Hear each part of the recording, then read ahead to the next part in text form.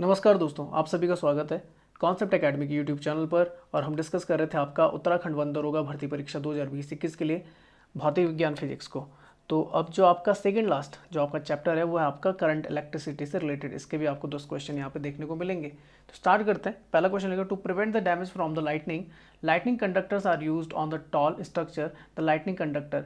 अब आपने देखा होगा कि जो काफ़ी ज़्यादा हाई बिल्डिंग्स होती है वहाँ पर क्या लगा रहता है कि ऊपर टॉप जो आपका टॉप ऑफ द फ्लोर होता है वहाँ पे लगे होता है लाइटनिंग कंडक्टर लगा होता है। मेनली जो ये बना होता है वो आपका कॉपर का बना होता है। और इसका जो आपका बोल सकते हैं आपका फेस होता है वो आपका कैसा शार्प होता है, पॉइंटेड एज का बना होता है। ठीक है ना। तो आंसर जो बनेगा, should be made of the good conductor like the copper with sharp pointed edge. और लास्ट में इसे कनेक्टेड कर दिया जाता है अर्थिंग के थ्रू कनेक्टेड कर दिया जाता है, ताकि जो आपका करंट पहुँचे वो पूरी बिल्डिंग को डैमेज ना करे और सीधे वो कहाँ चला जाए, आपका धरती में समा जाए। तो लिखा हुआ, there are the two types of the charges found in the nature. एक होता है पॉजिटिव, एक होता है negative. Like charges same charges repel each other. आप जानते हैं कि अगर सेम चार्जेस पॉजिटिव या नेगेटिव तो एक दूसरे को क्या करते हैं, रेपल करते हैं। अगर आपके अनलाइक चार्जेस जैसे डिफरेंट चार्जेस हैं, पॉजिटिव नेगेटिव या नेगेटिव पॉजिटिव, तो ये एक दूसरे को अट्रैक्ट करते हैं। When two object are rubbed against each other they develop the charges. जब एक दो चीज़ों को एक दूसरे पर रब किया जाता है तो आपके क्या होते हैं, चार्जेस डेवलप होने लग जाते हैं। अर्थिंग की अगर बात करें तो process of the transfer of the charges from a charge object to the earth is known as the earthing. जब क्या करते हैं, कोई भी आपका चार्ज ऑब्जेक्ट है उसे अर्थ के साथ कनेक्टेड कर देते हैं तो वो अर्थिंग हो जाती है। Lightning is cause because of the buildup of the electrostatic charges in the clouds. Lightning conductor it is a device use to protect the buildings from the effect of the lightning. अब यहाँ पर आप देख सकते हैं ये lightning road है, कोई भी मकान है, पर छोटे मकानों में नहीं लगाया जाता है, बिल्डिंग्स में लगाया जाता है बड़ी बड़ी। तो लाइटनिंग रॉड है, यहाँ पे आपकी वायरिंग सेट की और उसे फिर क्या ग्राउंड लेवल पर आपका सेट कर दिया गया। मेनली किसकी बनी होती है, आपकी कॉपर की, क्योंकि कॉपर आपका क्या होता है, गुड कंडक्टर ऑफ बोल सकते हैं आपका इलेक्ट्रिसिटी और हीट होता है। कई कई जगह क्या होता है कि जो आपका पॉलिशिंग होती है बाहर से वो किसकी कर दी जाती है, सिल्वर की कर दी जाती है, क्योंकि और अच्छा आपका कंडक्टर होता है बजाय कॉपर के। चलिए आगे चलते हैं। तो metallic rod taller than the building is installed in the walls of the building during the its construction. आपकी इस तरीके से वायर लगा दी जाती है।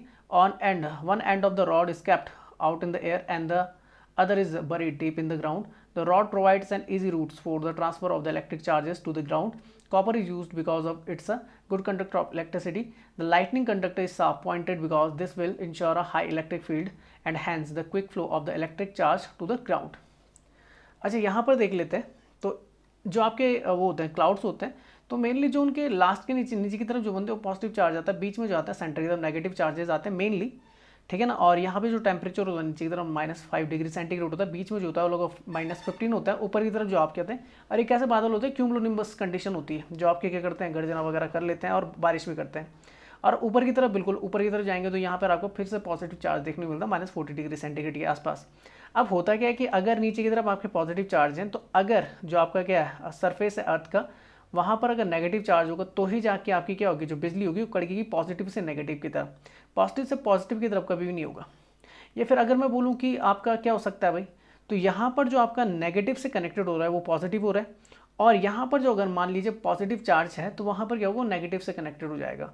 तो लिखा हुआ क्लाउड टू द ग्राउंड, ये लिखा हुआ within the cloud, cloud to the cloud. याद रखना कि जरूर नहीं कि आपका केवल जो क्लाउड टू ग्राउंड ही आपका क्या हो, आपकी जो बिजली है वो कड़क रही हो, आपका बीच में भी ये क्या होता है, आपका शिफ्ट देखने को मिलता है। जैसे पॉजिटिव नेगेटिव तो यहाँ पर भी आपका विद इन क्लाउड देखने को मिल जाता है। दूसरा बादल है वहाँ पर भी देखने को मिलता है कि एक बादल से यहाँ पर पॉजिटिव यहाँ पर नेगेटिव, तो यहाँ से भी आपका क्या हो सकता है, आपकी बोल सकते हैं थंडर प्रोड्यूस हो सकता है।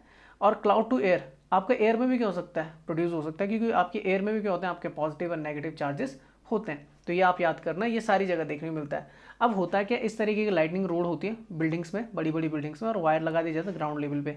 अब जो सबसे ऊपर लगाया जाता है वो सिंपल लाइटनिंग रोड होती है, उसके बाद अर्थिंग की जाती है, डाउन कंडक्टर कॉपर स्ट्रिप लगी जाती है, फिर चेक किया जाता है टर्मिनल को, और फिर चेक करने के बाद उसे क्या कर दिया जाता है, अर्थ लीड की तरफ आपका कनेक्टेड कर दिया जाता है, ताकि बिल्डिंग को नुकसान ना पहुंचे, और जो आपकी क्या है बोल सकते हैं जो आपका चार्ज है वो सीधे कहाँ चल जाए, अर्थिंग के थ्रू नीचे चल जाए अर्थ में।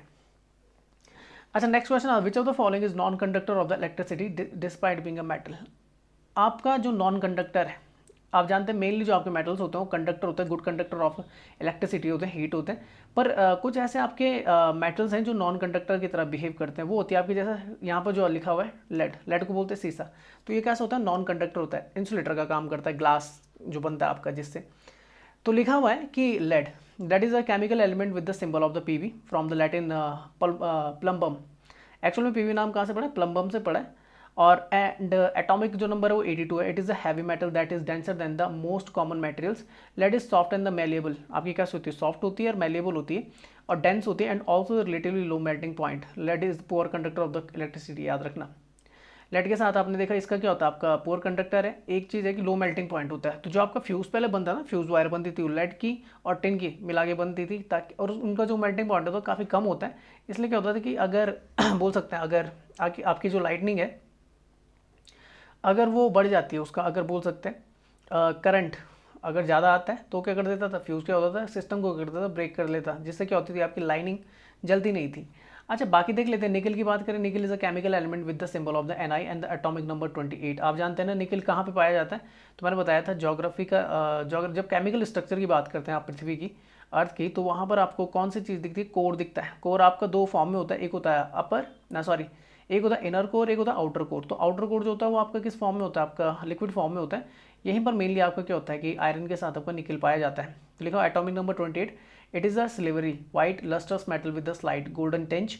निकल belong to the transitional metals. कहाँ किसको बिलोंग करता है? ट्रांजिशनल मेटल, मतलब डी ब्लॉक में आता है and is hard in the ductile. Copper is a chemical element with the symbol of the Cu and the atomic number 29. It is a soft, malleable and a ductile metal and very high thermal in the electric conductivity. याद रखना, good conductor of heat है आपका copper. Tin की अगर बात है, chemical element with the symbol of the Sn and the atomic number 50. The tin is a silvery metal that characteristically has a faint yellow hue. अब ये जो आपका टिन होता है, जो आपका लेड है, तो मैंने बता दिया कहाँ पे यूज़ होता है? फ्यूज़ वायर में यूज़ होता है, क्योंकि इनका जो मेल्टिंग पॉइंट है काफ़ी लो होता है। टिन की अगर बात करें 239.9 डिग्री सेंटीग्रेड ये मेल्टिंग पॉइंट होता है, और अगर लेड की बात करें 327.5 होता है। तो फ्यूज़ वायर जो होती है, कई बार पूछा जाता है, जो फ्यूज़ वायर होती है उस किसकी बनी होती है? टिन प्लस लेड की। तो ये आपने याद रखना है। अच्छा, नेक्स्ट अगर बात करते हैं, जैसे आपने देखा बल्ब में कौन सी बड़ी जो वो लगा होता है आपका टंगस्टन लगा होता है, ठीक है ना? जो फिलामेंट लगा होता है टंगस्टन का रहता है, क्योंकि इसका क्या होता है? हाई मेल्टिंग पॉइंट होता है 3422 डिग्री सेंटीग्रेड। कई बार पूछा जाता है। अब तो ये आपके बल्ब यूज़ ही नहीं होते, नॉर्मल जो बल्ब होते थे आपके। अच्छा, नेक्स्ट चलते हैं। लिखा हुआ state that the force between the two electric charges reduces the quarter of its farmer value with the distance between the is double. तो ये आपका कुलाम्स लॉ बोलता है, ठीक उल्टा होता है जैसा आपका ग्रेविटेशनल लॉ है, सेम है। देखो F इक्वल टू कितना हो जाता है आपका, ठीक है ना? चलो आगे लिखा हुआ है, मैं आगे दिखा दूंगा आपको। तो यहाँ पे पहले पढ़ लेते हैं। लिखा हुआ columns law stated that the force between the two electric charges reduces the quarter of the former value when is the distance between them is doubled. Coulomb law states that the force between the two charged particles is inversely proportional to the square of the distance between them and directly proportional to their charges. If the distance between them is double, the force is 1/4 the original force, and the distance between them is a half, then the force is 4 times of the original forces. तो यहाँ पर same आपका चलता है जैसा electrostatic force में चलता है, ग्रेविटेशनल सेम चलता है आपका। यहाँ पे क्या होता है? आपके चार्जेस होते हैं, जिसको आपका मतलब Q1 Q2 से दिखा देते हैं चार्जेस को। यहाँ पर आपके ऑब्जेक्ट्स होते हैं ग्रेविटेशनल फोर्स में। यहाँ पे मास होता है और यहाँ पे फोर्स क्या होता है? F1 F2। यहाँ पे F1 F2 होता है। यहाँ पे जो इनके बीच की डिस्टेंस होती है वो R से दिखा दी जाती है, यहाँ पे D आप R से दिखा सकते हैं। तो जो फॉर्मूला बनता है सेम बनता है। यहाँ पे बनता है F1 equal to F2 equal to K Q1 Q2 upon R square. तो यही बोल रहा है जो फोर्स होता है वो क्या होता है? जो उनके बीच की क्या होती है? दूरी होती है, डिस्टेंस होती है, उसका क्या होता है? इनडायरेक्टली प्रोपोर्शनल होता है उसके स्क्वायर के। और उन दोनों चार्जेस के क्या होता है? प्रोडक्ट के क्या होता है? डायरेक्टली प्रोपोर्शनल होता है। ये याद रखना है। सेम ग्रेविटेशनल होता है यहाँ पे, बस के की जगह जो आपका के जो होता है आपका इलेक्ट्रोस्टैटिक आपका कांस्टेंट होता है, यहाँ पे एक जी क्या है? ग्रेविटेशनल कांस्टेंट है। यहाँ पे आपके चार्जेस होते हैं, यहाँ पे मासेस होते हैं। यहाँ पे आपका बोल सकते हैं जो डिस्टेंस आर से शो कर रखा है, यहाँ पे डिस्टेंस को उसने डी से शो कर रखा है। तो सेम चलता है आपका। नेक्स्ट चलता है ट्रांसफॉर्मर डिवाइस 4। कई पेपरों में पूछा गया ट्रांसफॉर्मर एक्चुअल में देखो converting AC to DC, generating electricity, stepping up और down AC, stepping down up और अप डीसी। तो एक्चुअल में ट्रांसफर का काम होता है, ये एसी वोल्टेज से रिलेटेड होता है केवल। तो इसका काम होता है कि अगर ना आपका लो को हाई में और हाई को लो में चेंज करना होता है, मतलब स्टेपिंग अप और डाउन एसी वोल्टेज के लिए आपका ट्रांसफॉर्मर आता है। तो पढ़ लेते हैं, देखो लिखा हुआ है transformer is a device for the stepping और down AC voltage. Transformer is a device that convert the low voltage AC into the high voltage AC and the high voltage AC to the low voltage AC। आपने याद है ना transformer किसके related? Alternate current से related होता है। आप जानते हैं ना अल्टरनेट करंट जो था उसको इन्वेंट किसने किया था? मतलब उसके बारे में जो जानकारी दी थी वो किसने दी? निकोलस टेस्ला ने दी थी। अच्छा आगे लिखो it is based on the electromagnetic induction and can be used only in the cases of the alternating current transformer in which the output voltage is greater than that in the input voltage is called the step up. अच्छा, अगर आपका outer voltage आपका ज़्यादा है बजाय किसके input के, तो वो स्टेप अप होता है, और ठीक उल्टा होता है आपका कौन सा, step down. It has more secondary winding than the primary winding, it was invented by the Michael Faraday. याद रखना, ट्रांसफॉर्मर किसने बनाया था, माइकल फैराडे ने। अच्छा, आपका फिर वो कौन सी चीज़ होती है जो एसी को डीसी में चेंज कर सकती है, वो था आपका रेक्टिफायर। ये आपने याद रखना है कि अगर एसी को डीसी में चेंज करना है इट्स द रेक्टिफायर, और डीसी को एसी में आपका चेंज करना है तो वो होता है आपका जनरेटर। वो क्या होता है आपका जनरेटर, ये आपने याद रखना है। चलिए नेक्स्ट चलते हैं। नेक्स्ट क्वेश्चन है, who among the following is a Pioneer in the discovering the heating effect of the electric current. तो नाम आता है किसका, जेम्स पी जूल का आता है।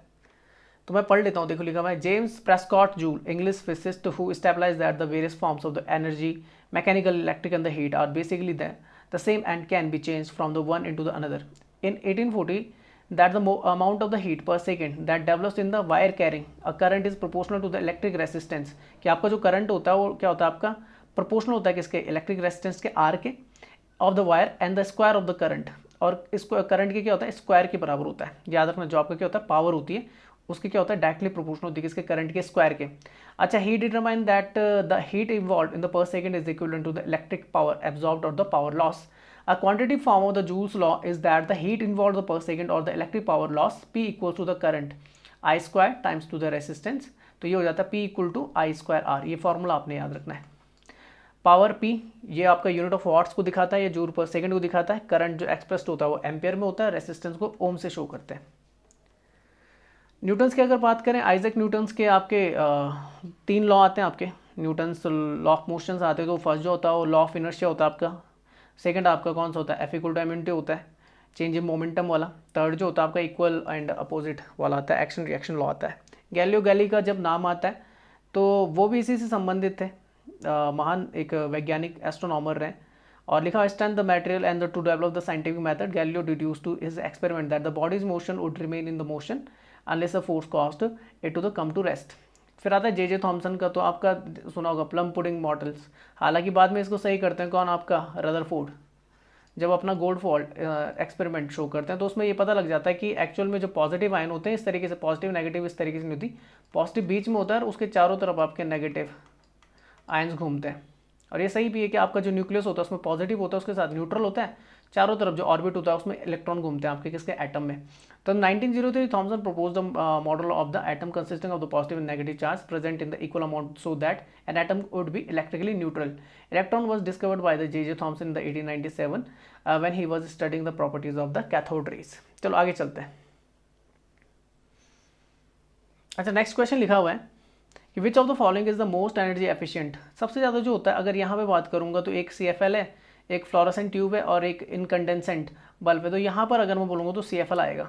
वैसे इससे बेहतर कौन सा होता है, LED होता है आपका, लाइट एमिटिंग डायोड। तो पढ़ लेते हैं, देखो लिखा, an ordinary bulb is the extremely energy inefficient form of the lightning with the just 5% of the electricity input converted to light. Ordinary bulbs are replace by the light emitting diode. अब जो इस्तेमाल किए जाते हैं, कुछ साल पहले आपने देखो CFL यूज़ किए जाते थे, उससे पहले जो हैलोजन्स के होते थे, हैलोजन वैसे मेनली यूज़ नहीं किए जाते, काफ़ी महंगा होता था, काफ़ी ज़्यादा क्या रोशनी करता था और काफ़ी ज़्यादा बोल सकते हैं आपकी पावर, जो इलेक्ट्रिक पावर थी उसे भी क्या करता था, कंज्यूम करता था। तो इनकंडेंसेंट जो आपके बल्ब होते हैं वो मेनली आपके 10-15 रुपए के जो आपके आते हैं आज की डेट में, अब तो कोई यूज़ नहीं करता मेनली। तो लिखा हुआ है used by the ordinary bulbs to provide the same of the better light output. The high cost of the LED has been an issue in the adoption of such efficient lighting system. Electric energy की बात करें तो energy due to the moving electric charge is called the electric energy. LED की बात करते हैं, use much less energy than the CFL tube light. याद रखना कि LED सबसे कम यूज़ करते हैं, CFL से भी कम। An incandescent bulb, because diode light is much more efficient than any other light. LED bulbs are the more than the 75% less energy than incandescent lightning at low power levels and the differentiate in the even larger। तो यहाँ पर देख लेते हैं CFL के बाद fluorescent के बाद इनकंडेंसेंट बल्ब। यहाँ पर देखिए इनकंडेंसेंट है, फिर हेलोजन है, फिर आपका कॉम्पैक्ट फ्लोरोसेंट है जो आपका CFL बोलते हैं जिसे, फिर लाइट एमिटिंग डायोड है। तो कंजप्शन की बात करें अगर ये 100 वाट या 70 वाट या 20 वाट या 12 वाट, तो सबसे कम कंजप्शन किसका है, आपका LED का है। एफिशिएंसी देखेंगे इसकी लो होती है, इसकी मीडियम, इसकी हाई होती है। एज लाइफ स्पान भी किसका होता है, LED का सबसे ज़्यादा होता है, 25 साल या 50,000 घंटे के आसपास होता है। कॉम्पैक्ट का अगर देखेंगे CFL का तो 10 ईयर या फिर 10,000 आवर्स का होता है। हेलोजन लगभग 1 से 2 साल या 2500 घंटे के आसपास चलता था। एवरेज लाइफ टाइम अगर देखा जाएगा इनकंडेंसेंट तो 1 साल या 1000 घंटे के आसपास होता था। प्राइस जो देखा जाएगा तो आप जानते हैं ये काफ़ी ज़्यादा सस्ते होते हैं, और जो आपका एलईडी होता है वो काफ़ी थोड़ा महंगा होता है। अच्छा, कॉस्ट टू रन देखा जाएगा हाई है, क्योंकि जल्दी क्या होता है फ्यूज हो जाता है, मीडियम है, लो है, और ये भी आपका कैसा लो है। अच्छा, CFL की बात करें, इन अ CFL an electric current flow between the electrodes at each end of the tube containing the gases. अच्छा, यहाँ पर देखना था रिएक्शन प्रोड्यूस अल्ट्रावायलेट रेज। याद रखना यहाँ पर जो आपकी रिएक्शन प्रोड्यूस होती है, जो आपकी रे निकलती है वो किस फॉर्म में निकलती है, अल्ट्रावायलेट लाइट के रूप में निकलती है, हीट प्रोड्यूस होती है। और यहाँ पे लिखा हुआ है the UV light is transform into the visible light when strike phosphor coating on the inside of the bulb. और अंदर की तरफ कौन सी कोटिंग लगी होती है, फॉस्फर की लगी होती है, ये याद रखना CFL में। लाइट एमिटिंग डायोड की बात, LED stand for the light emitting diode. LED lights produce the light up to the 90% more efficiently than the incandescent light bulb. When an electric current passes through a microchip which illuminate the tiny light sources, it result in the visible light. To prevent the performance issue, the heat LED is to absorb into the heat sink. The lifetime of the LED lighting product, so लिखा the useful life of the LED lighting products is higher than the other lighting sources such as the incandescent bulb or the CFL compact fluorescent lighting। ये full form भी पूछी जा सकती है, इसलिए याद कर लेना। चलिए आगे चलते हैं। Next question, static electricity. आपने देखा होगा कि बालों पे जब हम कंघा चलाते थे उसके बाद क्या बोलते हैं, आपके जो कागज़ के टुकड़े होते हैं उन पर रखते थे तो क्या होते वो चिपकने लग जाते थे, इसी को स्टैटिक इलेक्ट्रिसिटी बोला जाता है। और आपके क्या होते हैं, जो अपोजिट जो आपके चार्ज होते हैं वो कनेक्ट होने लग जाते हैं। तो लिखा हुआ है flows in the circuit does not flow और समटाइम्स फ्लो और नॉन। तो ये आपकी फ्लो नहीं होता, करंट आपका पास ऑन नहीं होता। हमारे शरीर के अंदर भी जो होता है वो कैसे इलेक्ट्रोलाइट्स पाए जाते हैं, वाटर होता है ना, तो हमारे अंदर क्या होते हैं आपके इलेक्ट्रोलाइट्स पाए जाते हैं। हमारी बॉडी के अंदर वाटर इलेक्ट्रोलाइट्स होते हैं, पर इस किस फॉर्म में होता है, नॉट फ्लो होता है, फ्लो नहीं होता आपका करंट आपकी बॉडी के अंदर। तो पढ़ लेते हैं। Static electricity is the result of an imbalance between the negative and the positive charges in an object. These charges can build up on the surfaces of an object until they find a way to be released on or discharged. Static electric charges can be created whenever two surfaces contact and have one and the separated and at least one of the surfaces has a high resistance to the electric current and is therefore an electric insulator. Current electricity मैंने बताया, there is a flow of the electric charges across the electric field. तो ये देखो, ये static electricity आप जानते हैं, जैसे गुब्बारे को जब रब किया जाता है किसी भी, यानी कि बोल सकते हैं लकड़ी पर, उसके बाद उसे अगर कागज़ के पास लाया जाता है तो कागज़ के टुकड़े उससे चिपकने लग जाते हैं, इट्स अ स्टैटिक इलेक्ट्रिसिटी। जबकि बैटरी से कनेक्टेड उसके बाद आपका बल्ब जग रहा है, इट्स अ डायनेमिक इलेक्ट्रिसिटी। मैं यहाँ पे पढ़ लेता हूँ, देखो static electricity, dynamic electricity, what is it. तो लिखा हुआ है कि अ बिल्डअप ऑफ द इलेक्ट्रॉन्स, यहाँ पर लिखा था flow of electrons call the current. यहाँ पर आपका बिल्ड होते हैं इलेक्ट्रॉन्स, यहाँ पर आपको फ्लो होने लग जाते हैं, जैसे करंट बोला जाता है डायनेमिक में। तो स्टैटिक इलेक्ट्रिसिटी आपका करंट प्रोड्यूस नहीं करता। अच्छा, हाउ इट मूव्स, तो लिखा stays in the one place until it jumps to the another object. तो एक ही जगह में आपके रहते हैं जब तक ये जंप ना मान ले। तो लिखा है ट्रैवल थ्रू अ कंडक्टर, अगर डायनेमिक की बात करें, a substance that allow electron to move easily through it like a wire. अच्छा, example is the rising of hair after a balloons has been rubbed against the wood of the extra electrons in the balloons में क्या जाता है, आपके electrons आपके build हो जाते हैं, जिसको क्या करने लग जाते हैं, अपनी तरफ आकर्षित करते हैं। ये आपका वायरिंग है। तो लिखा electric current that powers appliances and the machines, the electric current that comes from a battery. चलो आगे चलते हैं। Electric bell works on the, तो ये होता है आपका कौन सा, मैग्नेटिक इफेक्ट होता है। इलेक्ट्रोमैग्नेटिज्म में आपका ये क्या करता है, के प्रिंसिपल को फॉलो करता है। तो ये देखो, ये magnetic effect of the current, तो ये आपका गॉन्ग है जो बजेगा, ये आपका हैमर है जो उसे क्या करेगा, आपका हिट करेगा। यहाँ पर आपकी बैटरी लगी हुई है जो स्क्रू से कनेक्टेड होती है यहीं पर, और यहाँ पर आपके इलेक्ट्रोमैग्नेट्स लगे होते हैं। तो लिखा हुआ electric bell works on the principle of the electromagnetics. The circuit of the electric bell consist of the coils of the wires, ये लगी हुई कॉइल्स और the wires wound on the iron piece। तो लिखा हुआ the coil act like a electromagnet, an iron strip with the hammer at one end is kept close to the electromagnets. There is a contact screw near the iron strip. When the iron strip is contact with the screw, the current flows through the coil which becomes an electromagnet. The hammer at the end of the strip strikes the gong of the bell to produce a sound. When the electromagnet pulls the iron strip, it also breaks the circuits and the current through the coil stop flowing. The coil is no longer an electromagnets once the current through it's stop flowing। याद रखना जब ये hit करना start होता है, लिखा हुआ है यहाँ पे देखो, the coil is no longer an electromagnet once the current through it stop flowing. The current the circuit completes when the iron strip comes back to its original position and touches the contact screw again। तो याद रखना ये आपका किस में करता है, magnetic effect of the current पे आपका डिपेंड करती है, कौन सी आपकी जो आपकी कौन सी होती है, इलेक्ट्रिक जो आपकी क्या होती है, बेल होती है। नेक्स्ट क्वेश्चन लिखा, is the work done in the moving the unit charge between the 2 points. आप जानते हैं क्या होता है, इलेक्ट्रिक पोटेंशियल है। अगर इलेक्ट्रिक सर्किट की बात की जाए तो जब काम हो जाता है तो इलेक्ट्रिक पोटेंशियल में आ जाता है। तो लिखा हुआ electric potential the work done in the moving unit charge between the 2 points in an electric circuit it is measured in the volts. याद रखना कि पोटेंशियल का क्या होता है, वोल्ट्स होता है आपका। While electric potential energy has a dependency upon a charge of the object experiencing the electric field and electric potential is purely location depends. The movement from the negative terminal to the positive terminal would require the work, thus increasing the potential energy of the every coulomb of the charge that moves along with this path. आगे लिखा होता है flow of the electron in the complete circuit of the conductor is known as the electric current.